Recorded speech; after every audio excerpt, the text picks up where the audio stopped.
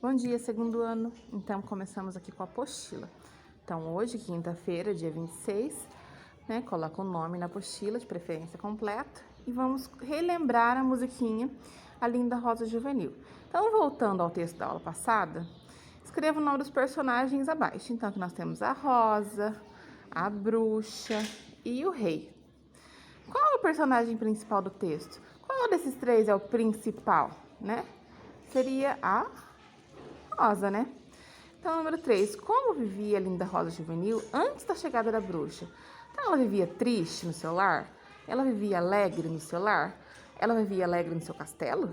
Ou ela vivia com raiva no seu lar? Qual das opções é correta? Tem uma opção correta. Então, volta lá o texto, lê ou escuta a musiquinha de novo para você entender onde ela vivia e como ela vivia. O que a bruxa fez com a linda Rosa Juvenil? Ela fez ela... O que a bruxa fez com a linda Rosa Juvenil? Fala pra mim, vocês, pode. Adormeceu? Adormeceu, isso mesmo. Ajuda a professora a explicar aqui pros coleguinhas da sala. A palavra juvenil usada no texto significa que a personagem Rosa ela era criança, ela era idosa, jovem ou cantora? Responde aqui pra mim, vocês, ajuda a professora.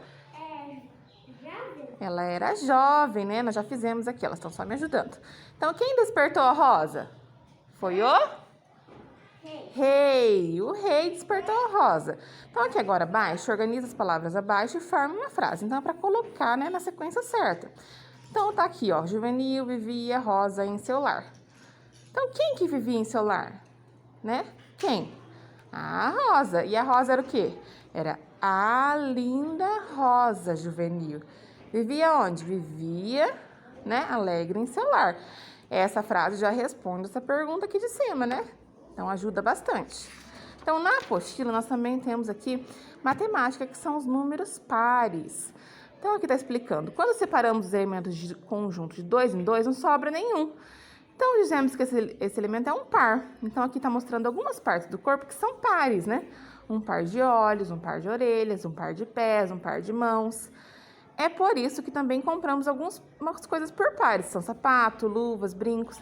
Nós não podemos comprar um sapato só. Temos que comprar um par de sapatos, um par de luvas, um par de brincos, porque temos dois, né? Então, aqui é bem simples. Liga os calçados organizando-os de par em par e depois responda. Então, vai ligar os sapatos iguais aqui, né? A bota com a bota. Pintar, né? Depois você vai pintar a bota da mesma cor, né? Você tem os dois sapatos da mesma cor. Então, depois você responde. Quantos pares de calçados você formou? Conta quantos pares você ligou. Cada par foi formado por... Um par é formado por 2 unidades, né? Então, sobrou algum calçado sem ligar? Olhem lá, sim ou não? Então, aqui eu estava explicando para as meninas o que é um número par, o que é um número ímpar, né? Então, eu coloquei aqui no quadro os números e desenhei bolinhas na frente deles. Então, o número 1 é um número par ou é um número ímpar? É um número ímpar. Por quê? Eu vou colocar o i aqui. Porque ele não forma parzinho, porque ele está sozinho. O número 2 sempre vai ser um número par, porque ele forma parzinho, né? Olha lá, não fica nenhum sozinho. Já o número 3, ó, ele forma um parzinho e sobra um sem parzinho. Então, ele é um número ímpar. O número 4, ele sempre vai ser um número par, porque ele forma parzinho e não sobra nenhum. Mesma coisa o número 5, ó. Vou formar os parzinhos. Sobrou um. Então, ele é um número ímpar. O número 6, vamos juntar. Forma os parzinhos. Não sobrou nenhum sem parzinho. Então, ele é um número par. O número 7, vamos formar. Sobrou um. Então, ele é um número ímpar. Número 8. Então, só para a criança para entender melhor, que não for... Não, tá vendo? Sobrou parzinho e não sobrou nenhum. Então, ele é um número par. E o 9, por último. Vou fazer as bolinhas. Sobrou um. Sobrou? É ímpar. Então, esses números sempre vão ser. O 1 sempre vai ser ímpar. O 2 sempre vai ser par. E os números terminados em 1 Também sempre vão ser ímpar. Por exemplo, se a professora colocar aqui 21. 21 é par ou é ímpar? Números terminados em número 1 sempre são ímpares. Número 2. Número 2 é par. Então, os números terminados em 2 sempre vão ser par. Então, se a gente entender os números até o 9, né? Nós vamos entender depois qual que o número termina. Depois a gente só vai olhar o número que termina para saber se é par ou se é ímpar. Ok? Na página 60, nós temos aqui, observando os animais. Os animais são seres vivos, pois eles nascem, crescem, podem se reproduzir e morrem. Então, assim como as flores, que a gente já viu, as flores também nascem, crescem, né, se reproduzem por forma de flores e frutos, né? Então, também são seres vivos os animais. A professora Diele pediu aos alunos que fizessem um álbum com fotos de diferentes animais. Veja ao lado das duas páginas que ele fez. Então, os animais podem apresentar diferentes tamanhos, alguns são pequenos, como o ácaro, né, visto nas páginas anteriores. Só podem ser vistos com a ajuda do microscópio. Outros animais chegam a atingir vários metros de comprimento, é o caso do tubarão-baleia, que pode medir 20 metros de comprimento. O corpo dos animais tem cores e formatos diferentes. O corpo da aranha, por exemplo, tem formato bastante diferente do corpo da cobra cega. Então, nós temos aqui os animais, né? Qual que é o primeiro animal que está aí?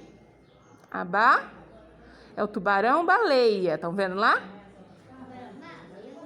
Ele pode atingir cerca de 20 metros de comprimento. Pode falar, não tem problema não. Então, aqui, ó. Depois temos o quê? Embaixo da baleia? Isso, uma cobra cega. Ela pode atingir cerca de 45 centímetros de comprimento. É um pouquinho maior que uma régua. Depois nós temos o quê? A aranha tarântula, que pode atingir cerca de 25 centímetros de comprimento. Olhem lá a aranha. Logo depois, aqui na outra página, nós temos o quê? Um leão. Ele pode atingir cerca de 3,6 metros de comprimento. Olha lá, um casal de leões. Olha lá. E depois nós temos o quê aqui? Os filhotes do leão. Olha lá que fofinho, né? E aqui embaixo nós temos o quê? A rã-touro. Ela pode atingir cerca de 20 centímetros de comprimento. Olha lá. É uma rã-touro adulto. E aqui do lado nós temos o girino da rã, né? Que é o filhotinho.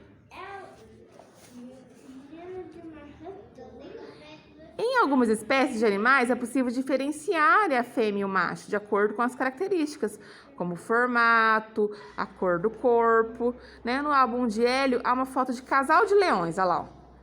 Vocês estão vendo alguma diferença entre o casal de leões? Os leões são iguais? Não. O que eles têm de diferente? O leão menino tem mais juba e a leoa não tem. É verdade, olha lá. Então eles são diferentes. A gente consegue dizer qual é o macho e qual é a fêmea, não é verdade? Porque a característica é bem visível, né? Então, lá, continuando. Em algumas espécies de animais, os filhotes são bastante parecidos com os pais, como é o caso do leão, né? Nessa fase da vida, é mais difícil identificar as diferenças entre os machos e as fêmeas. Em outras espécies de animais, os filhotes são diferentes dos adultos, que é o caso da rã, né? Dá pra gente saber quando a rã é adulta e quando ela é filhote, né? Olha lá, né? Olha a rã adulta e olha a rã filhote. Mesmo... São, né? Virem a página.